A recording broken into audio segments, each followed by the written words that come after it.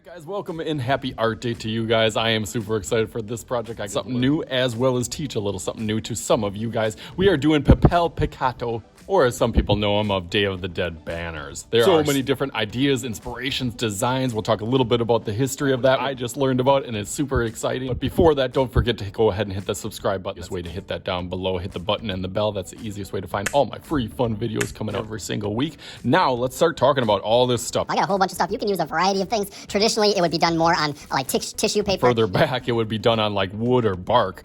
There's some cool pictures and cool designs. Get some inspiration and learn about the history. That's what I did. I basically just typed in Papel Picado or Day of the Dead banners on YouTube and started with history and started just finding out a whole bunch of cool information. So you can do it on tissue paper or regular paper. I'll show you a couple of different options. Basically, the main idea is that you have some sort of unique design, more authentic with tradition. So let me set this aside. Okay, so you can do pre-cut tissue paper or you can stack a couple together. I'm just gonna start off with one. I'm gonna fold my tissue paper. I did like 10 by 10.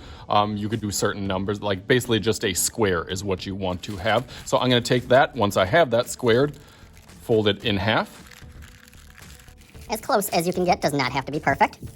Crease that down, and then fold it in half one more time.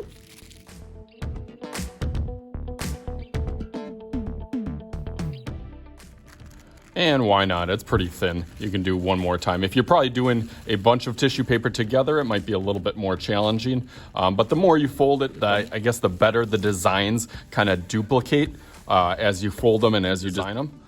So then on the bottom of this, which this is pretty big now, on the bottom of this, you can cut one edge. So that's gonna be kind of like your border at the bottom, and then clip the other edge.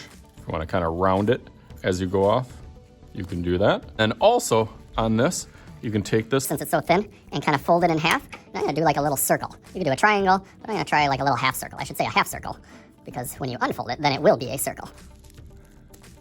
Okay, let's see how that looks, see how I did.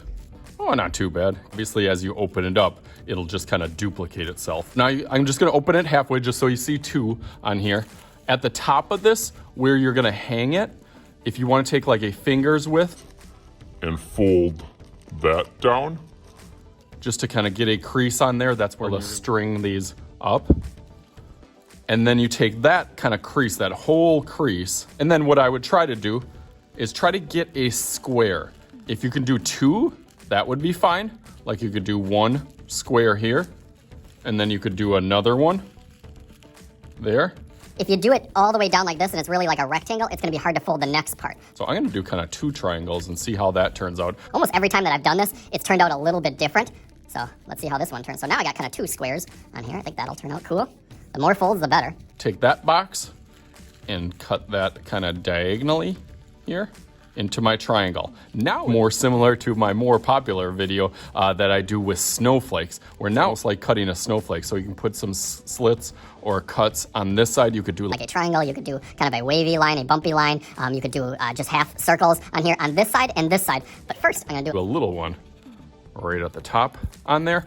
I tend to use a sharper scissors or a bigger scissors, a kind of more normal kid scissors. I would still let my kids know that the bottom of the scissors is gonna be the sharpest point. So that's where you wanna cut to a couple shapes on here.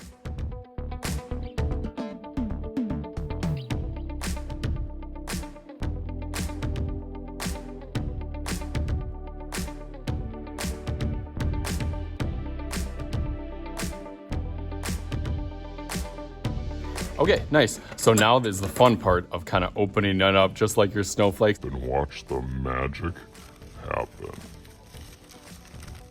Whoa.